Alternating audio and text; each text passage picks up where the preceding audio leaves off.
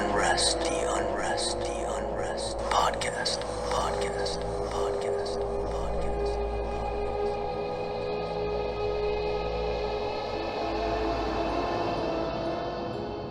Hey everyone, welcome to the first episode of the Unrest podcast. I'm Madeline Green. I'm Caitlin Stansel. And I'm Carter Coyle. We are so excited to share our love of ghosts and the afterlife with everyone. As we said in our intro trailer, we all share a love for the paranormal and are so excited to share with listeners some of our favorite stories. But before we begin, what is up, ladies, and how is quarantine? It's an alternative reality over here. I hate it, but it's, it's something that we're all getting used to and working from home and everything, but it's kind of fun to have the podcast to launch. It gives us something to look forward to. Right. And you guys are news anchors, so it's definitely different for y'all. Somewhat. I mean, I think we worked remotely a good bit, but now that you're forced to work remotely, it's like you don't want to. My favorite is to see Caitlin's stuff, and I'm like, yep, she's in the living room. It's very weird to set up in your backyard or from your dining room table, and you're trying to get creative with backgrounds when you know that, like, honestly, probably no one really cares. And they'd probably be glad to see a stack of laundry behind you and know that you're a real person. That's very true. You do have to be careful about the backgrounds, though. Someone posted in one of the Facebook groups the other day for reporters, and like their bra was like hanging. Oh my God. Later. Carter, didn't your cat come in yours or something like that? Yeah, my cat got into a live Facebook thing, and the dog is always like running around trying to poop behind me if I'm outside. It's just perfect timing every time. I love it. But the advantages are that you can do interviews with no bra on and no one will ever know. It's a beautiful thing. Or if I'm not camera ready, I'll just like turn the camera view off and I just have like a photo of myself and I'm like, yeah, I'm just doing this so it looks better on your part to not have me there. When really so I look like a hag. I don't know. Like, so gross. Well, hopefully the day will come when we will all be back to normal. And in the meantime, we will enjoy some spooky ghost stories that we can bring to the world. We love this. And we are starting this very first episode. We have named it Lady Killers. And each week we're going to share with you a story of our choice. So this first episode starts with the story of Lavinia Fisher. Carter's going to handle that one. Then we're going to flow into a little bit of history into female serial killers, break down the profile of those killers. And then probably the best part of all of this is that we want some involvement from our viewers as well. We are going to have a real life spook interview. And hopefully as the podcast goes on, this will be more people emailing in or calling us and sharing your own personal stories. But since we're just getting started, we are putting our friends in close contacts. We are making them the guinea pigs for all of this and doing some interviews with them about their own experiences. But it's kind of fun because like the more you ask around, a lot of people have ghost stories, right? Or have seen them themselves or experienced something or know somebody who's had a paranormal experience. Very true. Yeah. So I think that's what started this whole idea for this podcast is kind of this idea of shared experiences through ghosts and that subject matter. And, you know, you kind of get down a rabbit hole when you start talking about that and everyone wanting to share their own experiences. So that's kind of, all right, well, this is something people obviously want to talk about and share about. So let's make it into a podcast. When we were starting to think about what stories to start with Lavinia Fisher, because she is the classic epitome of a ghost story in Charleston. She's known as one of the first serial killers in the United States, a female serial killer. Although, as I'll explain in my story, that may or may not be true. But regardless, if you don't already know her story, buckle up. It is crazy. There's all sorts of possibilities and rumors that have developed over the years about Lavinia Fisher. It was a hot, sticky Charleston night, the kind where even nightfall barely brings relief to the sweaty day. The cobblestones on the side streets still warm from sunshine beating down on them all day. In the heat of the summer, downtown was usually packed with tourists, but this weekday night was unusually quiet and calm. Sarah Jennings was visiting the city for the first time with her husband, and after dinner, she says they strolled down Queen Street and back toward their bed and breakfast. They meandered down a few side streets. They walked past a tall and obviously very old building that looked a little out of place and very run down. Sarah says there were tall towers and arched doorways, and strangely, all the windows were secured tightly with iron bars. Sarah describes it as beautiful and creepy all at once, and she says she immediately got chills despite how humid it was outside. Her husband went ahead a little to the street corner and started reading the historic plaque while Sarah stared at the impressive building, which was barely lit by gas lights across the street. As her husband's voice droned on and on about the history of the old city jail, Sarah heard a quiet sobbing coming from the courtyard of the jail. She tiptoed through the archway and peeked around the corner, and sitting on the edge of the building was a woman, a beautiful, thin, dark-haired woman in a long white lace wedding gown. Sarah described the bride as having skin that was practically glowing. The woman looked up at Sarah and immediately stopped crying. She stared at Sarah while slowly standing up. Sarah was shaking. She says she immediately knew this bride was not from this world, or at least not from this time. She slowly turned towards Sarah, who said she was frozen in fear. The bride slowly smiled, reached out her arm, and Sarah saw in her hand a small, dainty teacup. Suddenly, a shout behind her, "Sarah!" She jumped and turned around. Her husband was running her way, clearly upset. Sarah just stuttered and looked at him, turned back toward the bride, pointing. But she was gone. Her husband, confused, saw nothing except his wife shaking, her face white and drained of blood. Clearly, she was scared out of her mind. So the whole Lavinia Fisher story happens in the early 1800s, South Carolina. So this is like prime antebellum time period. Picture the big dresses and ladies of fashion. And the South is becoming a really huge political force. But it's kind of interesting because the 13 colonies, they're, rolling, but there are lots of free land opportunities in the new territories, and they're kind of enticing people out. So that's an economic threat, basically. And people who are still in the original colonies are trying to figure out whatever they can do to boost the economy. Well, cotton is king. As we know, at this time, cotton gin is invented.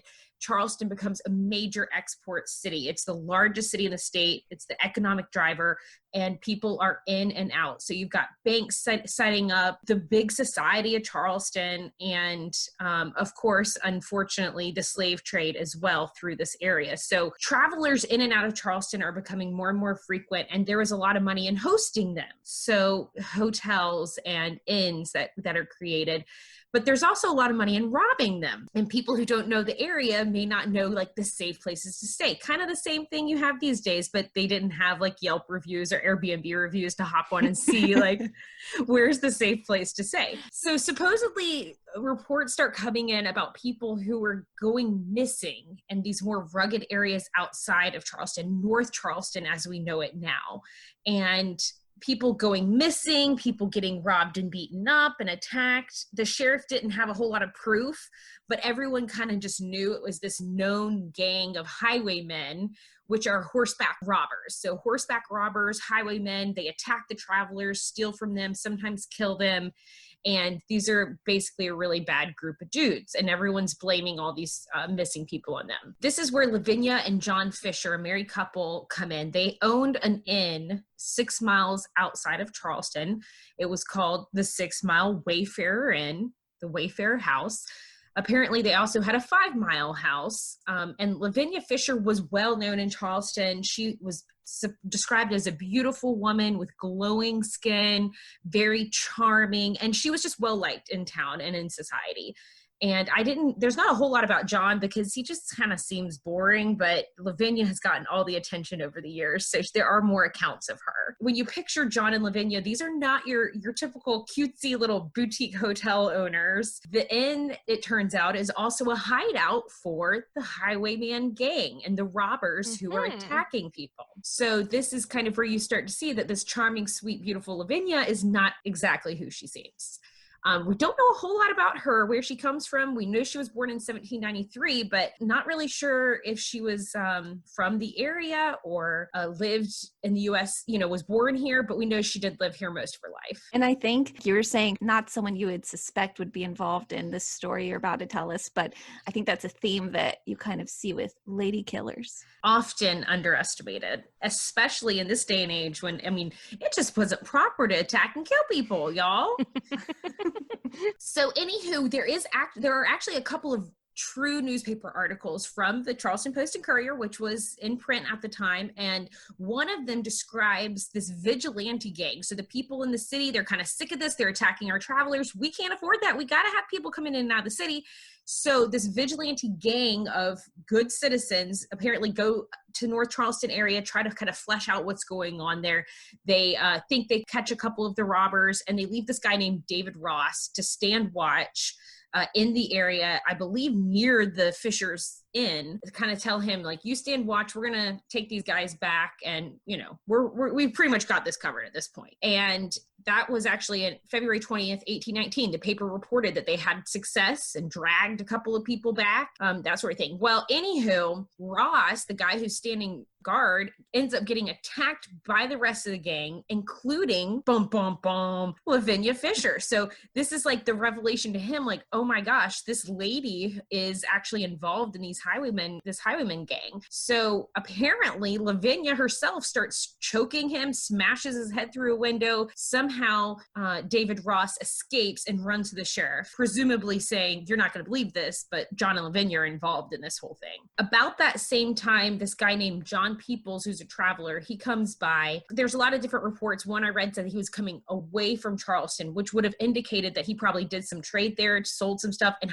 probably had a lot of cash on him after doing that. So he stops to stay at the inn, or at least to stop and rest for a little while, and Lavinia invites him in for tea. The problem is John's not big on tea. He doesn't like it. He doesn't want to be rude. So it's kind of one of those old dump it in the fern when she's not looking kind of situations. I don't really want it, but I don't want to be rude. So he also is getting a little suspicious because she is peppering him with questions. What are you doing in town? What did you sell? How much did you make? How much do you make? Like, really personal stuff. And he's getting a little suspicious of all this. She sends him up to bed, and he's, again, feeling super uneasy at this point. And instead of getting into bed, he ends up sitting down in a chair in the room and kind of dozing off in the chair. He's just feeling like, if I have to get out of this place, I want to run quick. Good thing he did, because when he suddenly is woken up in the middle of the night by a bunch of loud clanging, imagine his eyes opening and seeing the bed in front of him in his hotel room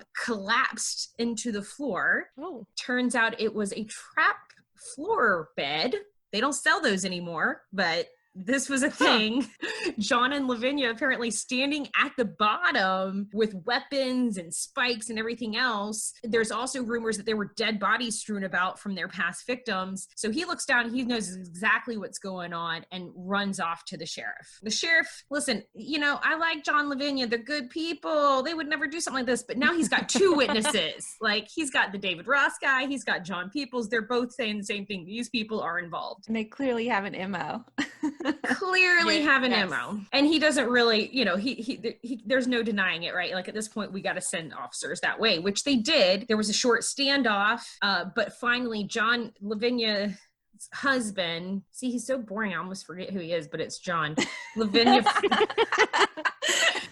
he's all loyal and stuff, but he apparently does. He must love Lavinia, because there are some little pieces throughout that show. He really did love her, but he doesn't want her to get hurt in some sort of shootout. So apparently he surrenders. They arrest the highwaymen gang people who were there, and John and Lavinia are arrested too. I'm just curious about this trap bed door. I wonder where the bed actually goes. You know what I mean? Yeah, like the legit. Yeah, the physics of it, very exciting, Madeline, but I don't know, but these are the things that keep me up at night. It's probably not a traditional mattress either. It's probably just like straw in a bag. True. It's like, I didn't think about that. It's like, this place is no Marriott. Like, this is not a comfy mattress. Okay, And I'm with you. the pit under the house is kind of creepy. So this is not a place you want to stay. So there's lots of, again, there's some different theories. Oh, one fun one is that the tea was poisoned with oleander, which is a white flower. It's kind of known because it's highly poisonous. And it's from the Mediterranean, but it grows super well on the coast of South Carolina because it's a more tropical climate. So very possible that's what she was using to poison her tea for her guests. Yeah. So, at this point, it's assumed, man, how many times have they done this? Could be well over 100 times is kind of what the rumors were. So we're going to flash to downtown Charleston. John and Lavinia are being held in the Old City Jail. Great ghost tour, by the way, if you're ever in Charleston, the Old City Jail. Madeline. Yes, I've been on that. You might see me down there doing tours. So good. Yes, I love those. From what I could read, they weren't like in the scary dungeon part because they were a married couple and had a little bit more money. So they probably were kept up in like the debtors prison area, and they weren't watched and guarded as closely up there either, which is one reason that they actually did try to escape at one point by using prison linens, like the old Shawshank, whatever, digging out their window. I mean, seriously, this is apparently what happened. But John got out, but Lavinia didn't, and he refused to leave her behind. Again, lame John, loyal as ever. Yeah, so she must have superpowers. Exactly.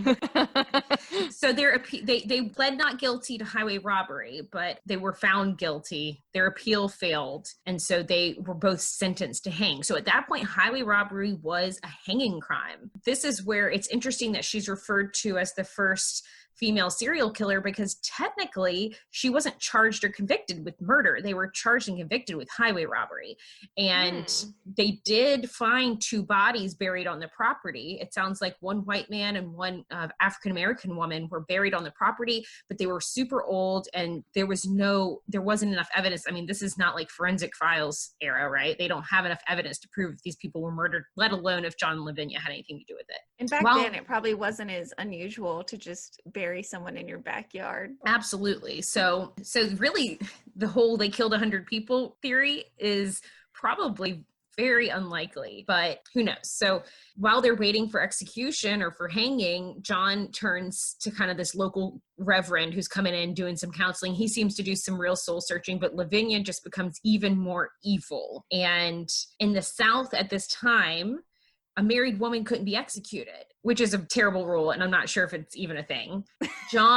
Supposedly John had to be hanged first so that she would be a widow, and then she could be hanged. Good thinking. That's like one of the little tidbits of her story, but when you actually read the description of their hanging, and I'll read that later from the Post and Courier, it really, to me, makes it sound very much like they're hanged at the same time. So I think that could very well be a false claim.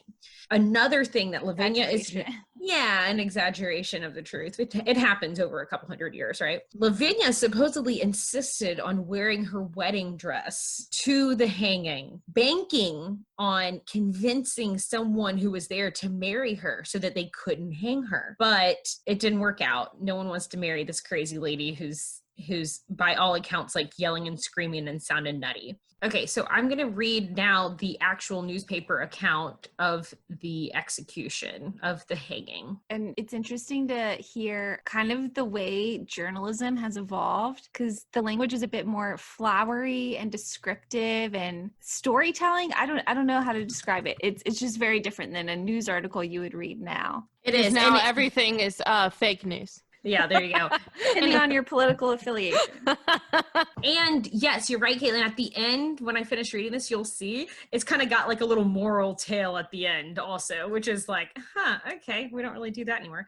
Okay, so here is the actual newspaper clipping from February 19th, 1820. The execution of John and Lavinia Fisher for highway robbery took place yesterday in the suburbs of the city, agreeably to their sentences.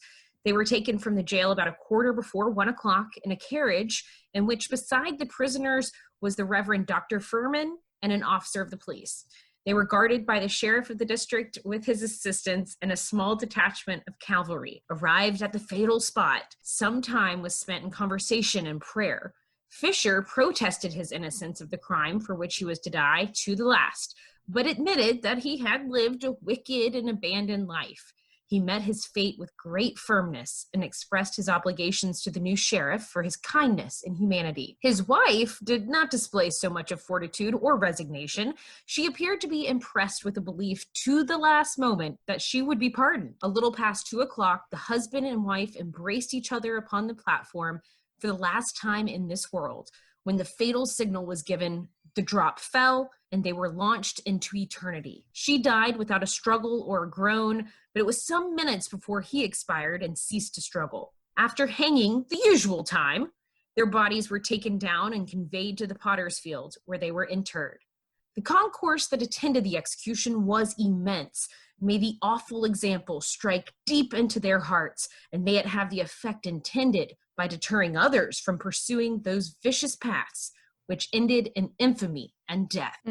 Launched into eternity. Launched into eternity, which I'm actually picturing the scaffolding collapsing under them, just like the bed collapsing of their victims. Yes. Kind of a cool little metaphor. But then the most famous quote about Lavinia, it said that as she was about to be hanged, she screamed out, "If anyone has a message for hell, give it to me, and I'll carry it." So she must have known where she was going. So it sounds like John protested till the end. I mean, he said, hey, I lived a bad life and everything, but I didn't do all this that they said I did. But he asked for forgiveness anyway, which is kind of interesting. So that's a legend of Lavinia Fisher and how she got in trouble. Of course, the ghostly part of it is that anytime you think of someone dying with such struggle or emotion, there's the theory or idea that something is left behind of them. And Lavinia Fisher is one of the most prolific ghosts that people talk about seeing around the old jail, near the Potter's Field, in parts of downtown Charleston, and of course, recognizable in that white gown that she supposedly was wearing. Other historians say everybody was executed in long white robes or gowns, so maybe over the years it's been misconstrued as a wedding dress, but I prefer to think of her long, flowy white wedding gown and the desperation of trying to save yourself at the last minute. Right. What's funny is this is actually one of the very first ghost stories I heard. And so I've always been obsessed with it. Yeah. I had a friend in elementary school who lived in Charleston and then moved to Greenville. And she told me this story and I was just like obsessed. Yeah. And then when I went to Charleston for the very first time, I can remember going on a ghost tour and them telling me this story. And I'm like, oh my God, it's real. Yes. I mean, she definitely was a real person and really was hanged for some pretty horrible crimes, especially in that day and age, that a woman just would never be connected to. So it's pretty crazy. And it wouldn't surprise me at all if her ghostly spirit is still downtown protesting her hanging. Last time I was on a tour downtown, they told this story, a ghost tour. I haven't been able to find this anywhere research-wise, but the guy who was telling us our ghost story was talking about how Lavinia was always described as having this glowing, beautiful skin, and that some historians have now proposed that she was possibly part African American, and that was part of why her skin was so striking and beautiful, because it was basically a mixed pigment, and like she was just a beautiful woman who kind of looked a little different. And that maybe when people figured out that she was perhaps mixed race, then perhaps they actually planned and plotted all of this against her and her husband, thinking that it was totally inappropriate for them to be married. Now, that is a whole nother twist on this. There's also theories that wouldn't be totally unexpected for that time in Charleston, for a mixed race couple to be so hated that that people would want to plot to kill them, especially if they were successful and business owners and by all accounts liked.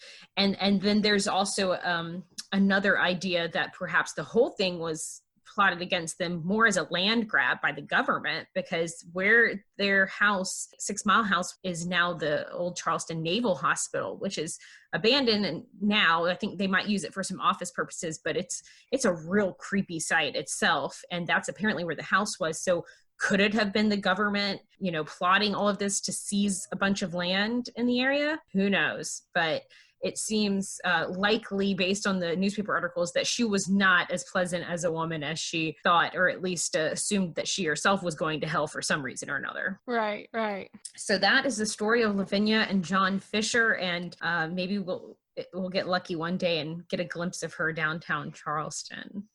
She sounds like the kind of ghost you don't want to run into, though. Yeah. No. Luckily, I'm pretty sure I would have survived because I don't like tea. I know. Now coffee, I'd be dead. Yeah, you'd have to poison my coffee. And so, like you said, Lavinia was one of the first known female serial killers. Looking back now, but it may have been a little difficult for them to come to that realization. I looked into the profile of these lady killers, and it wasn't so easy for them to be labeled serial killers. There was an article in the New Yorker, and it was quite interesting. It started out and talked about a story from 1988 in Sacramento, California, and there was a 51-year-old man who lived in a boarding house, and he went missing. After digging up the yard, they found him and, 6 other people. So it's kind of along the lines of that same story. Yeah, what's with these creepy boarding houses? Right? I'm about to tell you some more. Oh. So they came to believe that the owner of the said boarding home actually poisoned her tenants as well, stole their money, and disposed of their bodies. Sounds like a serial killer to me. However, the owner in question was a woman named Dorothea Puente. And they didn't believe her to be, in fact, a serial killer because she was a woman and they were not considered predators in that way. Bless their hearts. Yes, there are more male serial killers, but indeed women can be serial killers and just as evil. Marissa Harrison, who is an evolutionary psychologist, actually started looking into these lady killers, and she found that there are at least 64 female serial killers between 1821 and 2008. They used a special profiling system to kind of narrow down what a female serial killer might look like. They decided it was a woman in her 20s to 30s, middle class, married, a Christian. So all 3 of us could, in fact, be lady killers. Ooh! Female serial killers often murder children and the elderly. They tend to go more for people that they know, their husbands, their children, where you see male serial killers killing more strangers, and they're motivated by sex. The females are more motivated by money, and they usually poison instead of killing with force, like a gun or a knife or anything like that. Yeah, you wonder if it's like the young people and the elderly people, those are your most vulnerable population. Right. And so maybe if you're thinking, I might not have the brute strength to like tackle and kill someone, but I could convince an old lady to be my best friend and poison her. Yeah, that's what's crazy is when you do look at a bunch of these stories of these women, it's always like poisoning in the tea or the medicine. And a lot of them tend to be like home care workers or nurses and that kind of thing. But there is no cookie cutter female serial killer. We all know of Eileen Wuornos, who killed 7 men from 1989 to 1990. Using a gun, she targeted strangers, making her killing spree look more like a male serial killer. Wow. If you haven't watched the movie Monster, you definitely should check it out. It's very disturbing. Of course, it's not 100% accurate because it is Hollywood's rendition of her life, but it's definitely worth a watch. So in conclusion, we see women can be serial killers and can be just as evil, so do not underestimate them. Ooh. Never underestimate a woman. Right? Especially one that has a reason to kill you. I had no idea that movie was about a female serial killer. I'll have to check that out. What? Yeah. I know. I watched it probably when I was in high school, and it's very disturbing. Dang. Well, and it kind of makes you think like how many other female serial killers are out there that have gone, unnoticed because the detective involved was looking for a man because, of assumptions. A woman couldn't do this. Yeah. Mm-hmm. Yeah, but clearly they can. It takes them a longer time to be convicted of murders and stuff like that than the men. And then we were talking about, they seem to prey on the more vulnerable, like children, and just thinking, in my lifetime, women that I've seen convicted of murder, or at least for like the more notorious stories, have been mothers like drowning their kids in some way.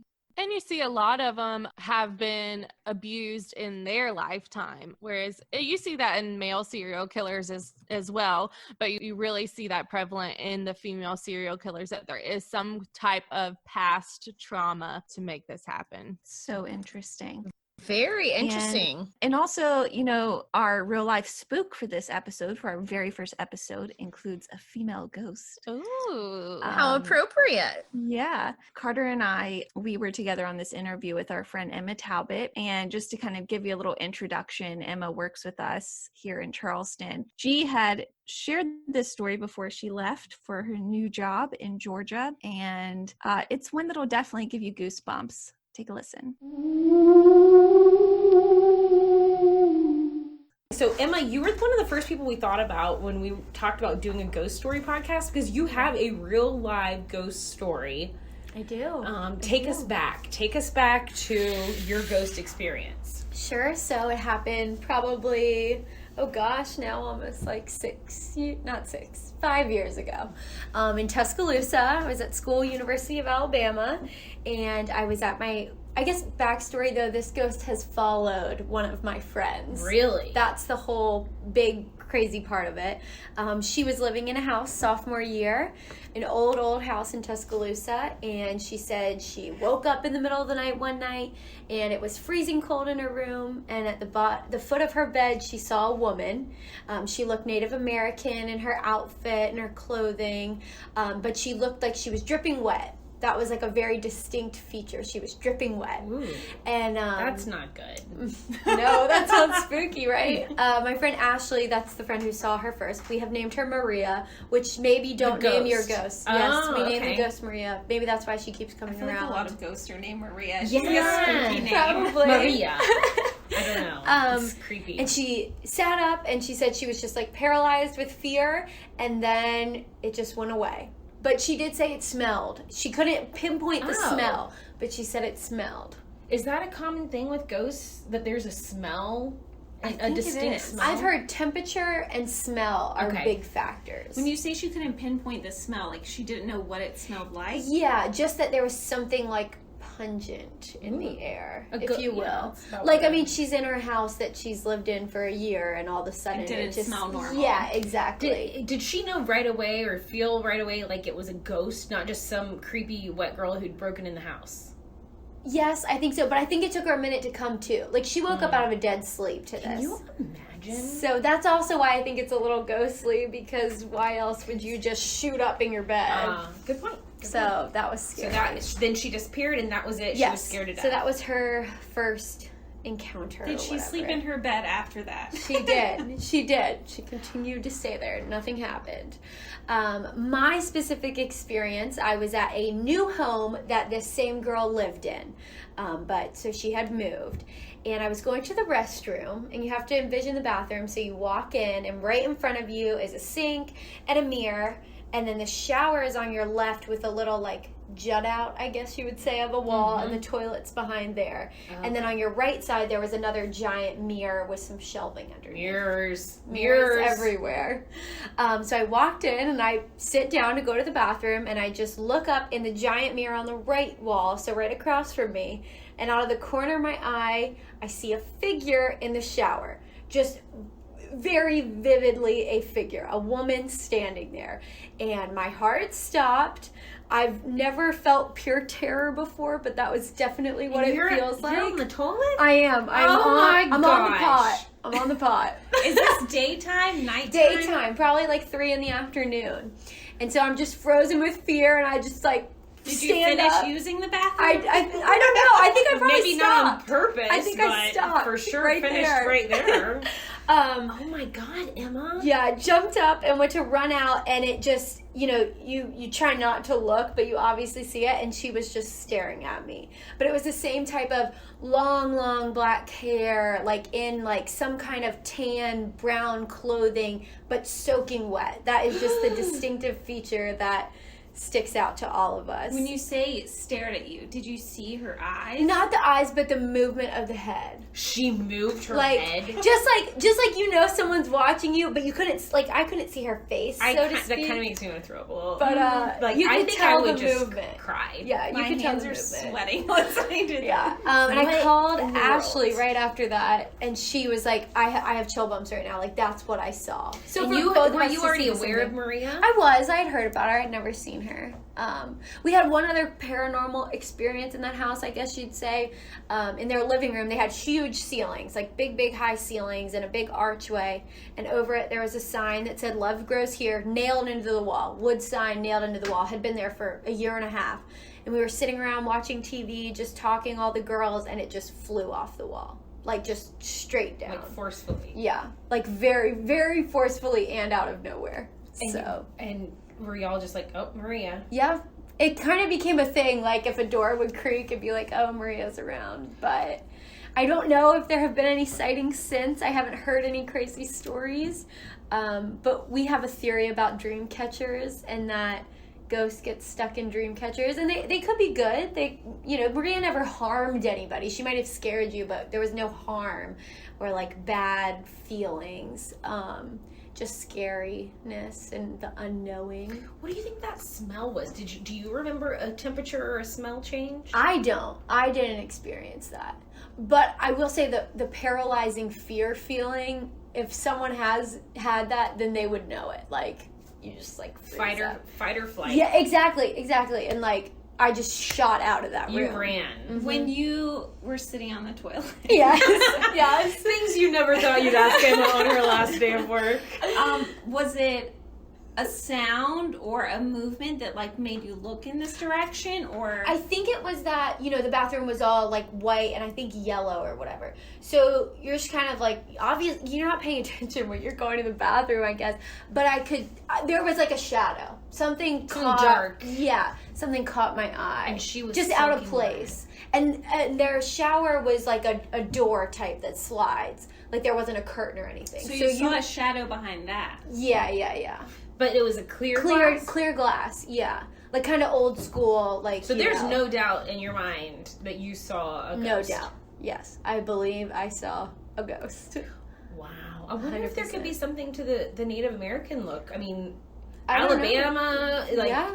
Who Lord knows? knows the South, well, everybody, Well, tore also through Indian grounds Yeah. and property. I mean, And the burial dream catcher grounds. factor was something that we thought about. I don't know. so you're thinking when she moved, it almost came through. Mhm. Yeah.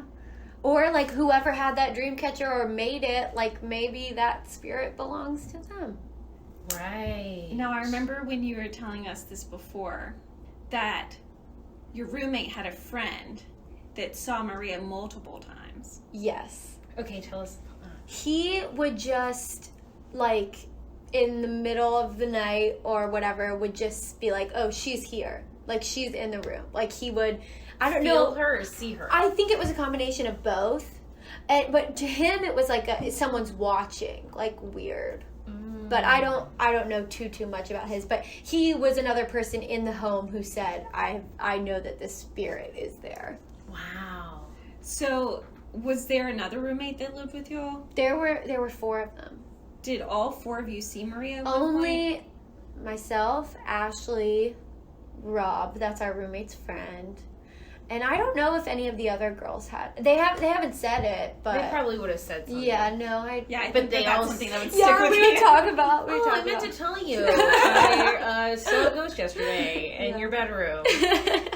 Wow. No, Thank yeah. you for sharing that. That's so cool. Of course. Very interesting, but it's got to kind of change your perspective just on how you Yeah. think about life and death and, what's going on there. Because I know you are, you were born, I was about to say, you were born up Catholic. You're a grown-up Catholic, so, maybe the idea of, I don't know, spirits and ghosts, not necessarily something. Yeah, it's different. I also think it's the stereotype that they're all bad shouldn't be I do think there's really a difference between demons and spirits and ghosts. Interesting. Okay. So I think that's something You didn't- that gets a bad rap, maybe. I mean, I commend you, because if I saw a wet, creepy-looking girl in my bathroom, I Would never go back. Yeah, I mean, Oh, it took me a would've- long time to go back in would've- that bathroom. I will say I think that. I would have assumed evil. But you're right. There wasn't like a movie quality where she was coming at you or trying to kill not you. At all. But not at all. oh, how sad. And I wasn't like terrorized by it after, you know? Yeah. Like I think if it was something really like Unrest that was in peace. Really a demon or very, very bad, it would stick with you. Whereas this more to me is just like, oh, it was kind of a spooky experience, but it hasn't like Unrest impacted me in a in negative peace. way. right. It just runs your imagination. Yeah. Before this happened, did you believe in ghosts? Yeah, maybe. I don't know. I don't know if I was fully convinced. I think I believe that there's like some supernatural forces and things like that. But as to like seeing a full-fledged figure, no, I don't think I believed that until I saw it. Yes, Cool. Emma. Thank you. Thank you. Of course, it's been a blast. And good luck at your new job. I Oh, hope that thank it's you. ghost free. Emma's story, I mean, after I heard it the very first time, I will tell you, for a week, it was hard for me to sleep. I would wake up in the middle of the night and immediately think about Emma's story for some reason, and I just could not get it out of my mind. I just cannot imagine being in the bathroom and like you're in a vulnerable position. Okay, we don't have to get specific, but like you're just sitting there and then all of a sudden you're just terrified out of your You mind. need to run for your life. What the heck? It's like one of those things, like every time I go in the bathroom, I look behind the shower curtain and I'm like, what would happen if I really saw something? And that's like exactly what this whole thing is. The forethought to check beforehand before you're already sitting down. And I don't blame them for not wanting to go back in that house, because I have like a severe phobia of bugs. And one time there was a bug in our downstairs bathroom, and I swear to God, I didn't use that bathroom for like a month and a half. And that was just for a bug. So if I Right. saw a ghost, like for sale sign out front, we're done. Yeah. I'm obsessed with watching like the TV shows about the hauntings and stuff. And I'm always like intrigued about how they stay there for so long, because I couldn't do it. No, I'm out of here. Well, those are the kind of stories that we are wanting to hear from our viewers. So please reach out to us. We want to be able to use your story at the end of each episode and, show that everyone kind of has their own personal experience with something a little spooky. Well, y'all, that is it for the first episode of the Unrest podcast. Hope everyone enjoyed it. Don't forget, if you have your own spooky story to tell and to share with us, then shoot us an email. That email is theunrestpodcast@gmail.com, or you can call us and leave a voicemail, basically your story in its entirety that we can play here at the end of the episode. That phone number is 843-564-2101. Again, give us a call at 843-564-2101. Stay safe, stay healthy. I'm Carter Coyle. I'm Caitlin Stansel. And I'm Madeline Green. Unrest in peace.